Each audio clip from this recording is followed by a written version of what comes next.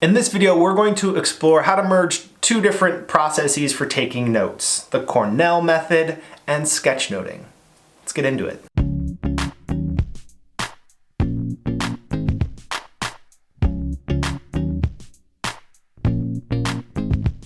Welcome to Verbal to Visual Video. I am your host, Doug Neill, and I'm excited to dive into this specific topic today because I get questions from students in high school or college, but also teachers about how to bring visual note-taking into the classroom. And I wanted to explore how we could start with a note-taking system that students might already be familiar with, the Cornell method, and add into the Cornell method more visual tools, more sketchnoting elements to make it an even more powerful combination. So if you are a student, my goal for you is that you can use this technique and take better notes during class. And if you're a teacher, I hope this gives you some ideas about how you as an instructor can help your students take better notes. Let's start with what standard Cornell notes look like. With this note-taking process, you divide the page into these four different sections. Up top, you have the space for the topic, your name, the date, those types of details. Then in the bigger section to the right, you take top to bottom in the moment notes.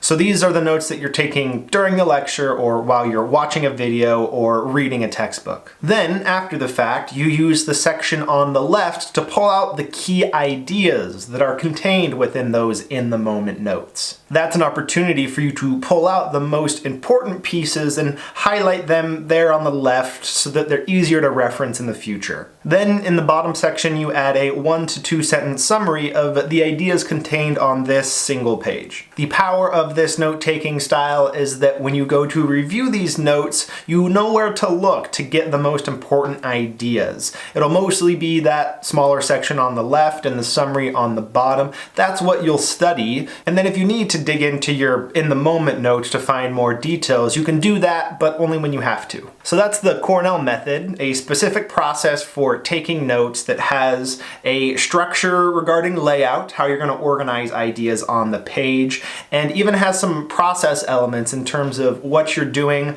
while the information is first coming in, and then things that you can do after the fact to reinforce the most important ideas that you just learned. It's not by default overly visual though, so let's see what happens when we build some sketchnoting elements into this Cornell method.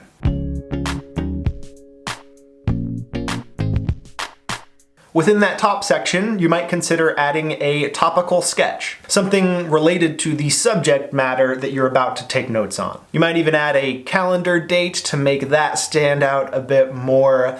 Then write a large title with then maybe your name and some other info below it. Adding just a few visuals there to that top portion of your notes, not only will that make for nice quick references when you're reviewing these notes later, it can also help get your brain and your hand warmed up to doing something more visual, which we'll continue doing throughout the rest of these notes. Within that section for in-the-moment notes, you have a lot of flexibility. If you'd like, you can start off primarily using just text for your notes. Then maybe consider using dividers to break up the page a little bit as you move from one idea to the next. And as you move down the page, feel free to build in other elements when appropriate, like maybe adding an image or a diagram in addition to some text, or capture some details using a bulleted list. And if you come across a hierarchy, you could use a numbered list. Since that section is where you are capturing your in-the-moment notes, you might not always have a ton of time to do anything that's real detailed in terms of imagery.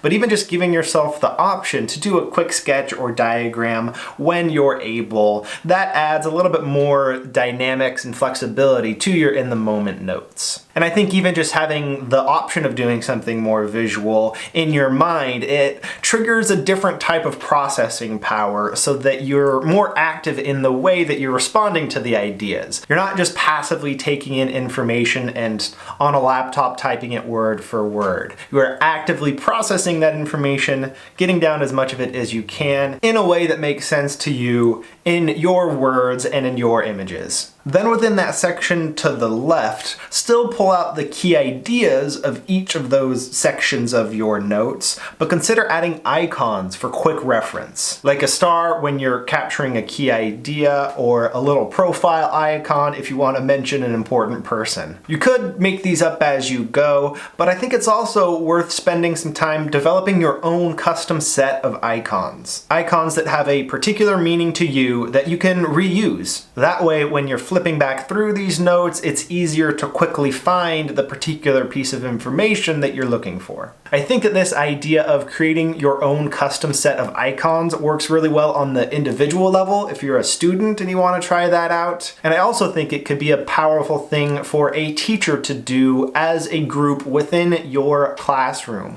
Come up with a subject-specific set of icons that you and your students can reuse as you're working through a particular topic. I've heard from teachers that have done this, that when they develop a visual vocabulary specific to their subject matter, they'll often see in the margins of students' tests those same icons that help connect a particular idea that they're able to use and demonstrate within an actual exam environment. And that's pretty awesome. And if you have stories of something similar, please share them in a comment below. I'd love to hear about it.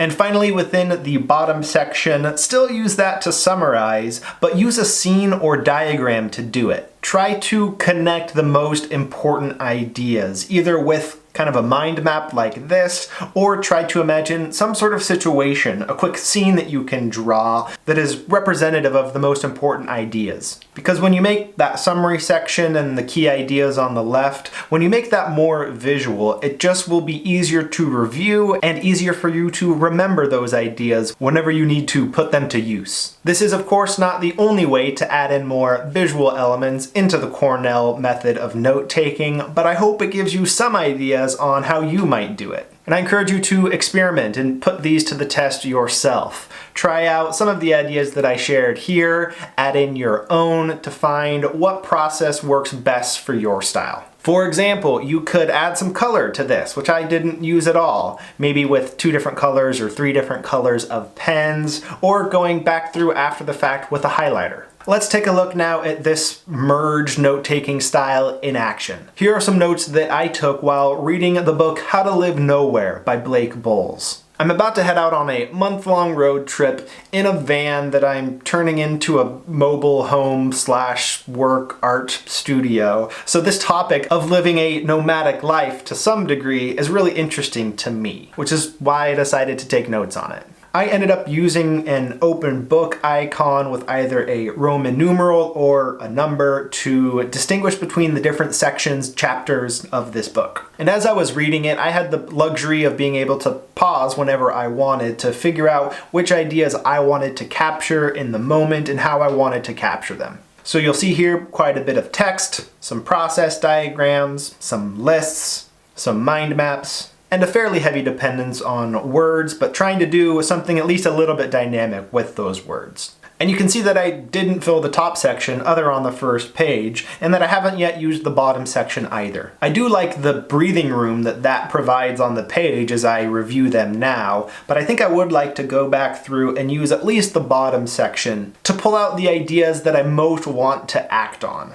I also like the idea of using a highlighter to go back through these notes and emphasize the ideas that were the newest to me. Some of these ideas I was already fairly familiar with, but there were definitely some nuggets of wisdom that I want to pull out, and particular frameworks for thinking about a nomadic lifestyle that really intrigue me. I hope that those specific examples give you a clearer picture of how you might add more visualness to your Cornell style notes. Good luck as you put these ideas into practice yourself. We'll see you next time.